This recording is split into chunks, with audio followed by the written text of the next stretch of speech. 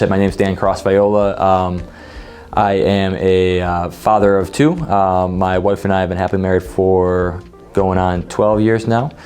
And we are adoptive parents, so we adopted both of our daughters over the last couple of years. I've been working at SAS Buffalo for 8 years now, and have been in various capacities. I've been working in the nonprofit field for about 17 years, and just knew that this was a place that was special and that a lot of people were gravitating towards, and I've been here ever since in varying capacities, and currently am the Director of Extended Learning and Quality Improvement. That's beautiful, beautiful. So you're an adoptive parent. Tell us a little bit about that process. How did you come to decide to be an adoptive parent for your particular fatherhood journey?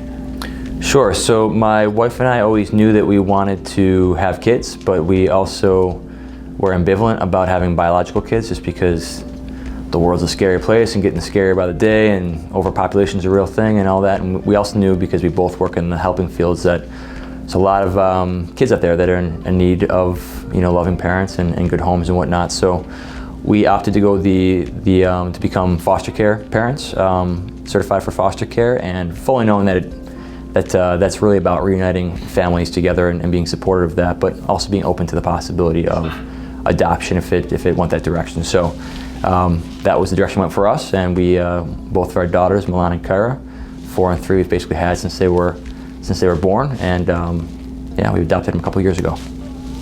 Nice. So what are their ages, and how was that part of the journey, just inviting them into your home? I understand from your bio that one of the girls came into your care for a little while first, and then a year later her sister was born, and then she came into your home. So tell us about that. Sure. So Milan's the oldest. She's 4 now. We brought her home when she was a week old, right from the hospital, and we got 3 days notice about 14 months later that her sister was born and that she was going to be going into care too. So we brought her home as well, Kyra, and she's now 3.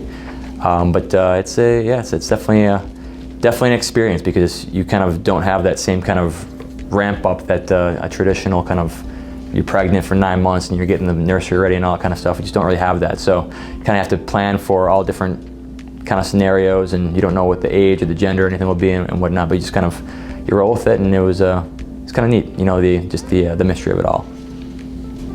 Tell us what you enjoy most about being a father to these little girls. It's definitely the light in their eyes when they do something, they learn something, or they do something new for the first time, or they try something hard and they succeed. That's definitely a very cool thing to see, and the neatest part is that it's something we get to see over and over and over again. And definitely encourages you as the parent to just make sure you're putting down fertile soil that they can keep on thriving in and growing in. Yeah, I particularly enjoy that you share so much with them. You're always challenging them to learn more. I mean, ice skating, camping, what are some of the other things that you're doing with them now? They are both super physically active. They just love being hands-on and doing stuff. So, and I love that kind of stuff too. So they love playing any sport they can get their hands on. But hiking, backpacking, canoeing, getting out there in the winter even, and all that stuff. They love all of it. So, anything hands-on, we're all about it. So they're very young, right? So I know a lot of this is very motivating, but tell me, what are some of the things that you find particularly challenging with their developmental stages now? I'd say that the biggest challenge is really not so much about developmental stages as much as it is just about the wanting to make sure I'm doing the best I can, right? That fear that you're never quite being good enough dad, that there's that time when you're frustrated and lost your cool, or you're exhausted and kind of brush something off that I'm doing harm, right? That kind of thing. And I'd say that's probably the biggest challenge is that kind of thing. For me, my dad's not a part of my life. He didn't exactly leave a good blueprint for how to be a good dad. And so not having that example, you're constantly kind of wondering if you're doing the right thing, So I'd say that's the biggest challenge. But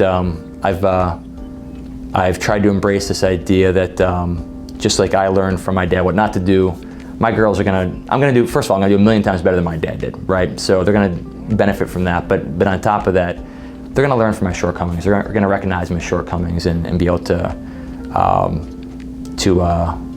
learn from them, grow from them, do better themselves, you know, and whatnot. I just gotta trust that I'm raising strong, capable kids that can do that. Super important. What would you say is the reason why fatherhood is so important? You can't replace biological parents, right? I mean, me as an adoptive parent, I have to be very aware of that, right? That I'll never be my kid's biological parent, right? I'll never take that place. And while, you know, we can certainly have caring adults in our lives in other places, we're never going to be able to replace that really important role. So fathers are super important, you know, in having a you know, being engaged, being a part of the life, being supported to be the best they can. I mean, all that is just critical, you know, and we have to do everything we can to really make sure that we're helping fathers do that. What would you say to a father who's considering adoption now to encourage him to move forward in this journey? So a couple things. This was probably you sent me these questions before. This is the hardest one I had to think about, right? Like, one, advice that I give to every adoptive parent is to make sure their intentions are pure, right? Because this is not a savior game, right? I think sometimes we kind of look at it as like, oh, we're gonna save the kids, right? And it's not. These kids are not lucky to have us as adoptive parents. If anything, it's unfortunate that their life circumstances have made adoption necessary. And so while adoption can be a beautiful thing, it can also be a super painful and traumatic thing for these kids.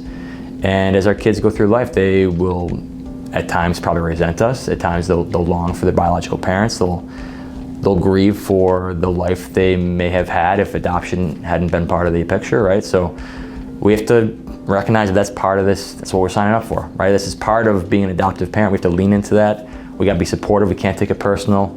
So that's number one, is that piece there. But number two is really more for white folks looking to adopt children of color, much like I have. We have to really have our head wrapped, you know, like on straight about racism, you know, and make sure that we understand the legacy of racism and recognize that we got to do everything we can to mitigate that in our kids' lives, and also to make sure we're not replicating that in our own relationships with them. And there's a lot all wrapped up in that, but part of it is that we will never know what it's like to be a person of color.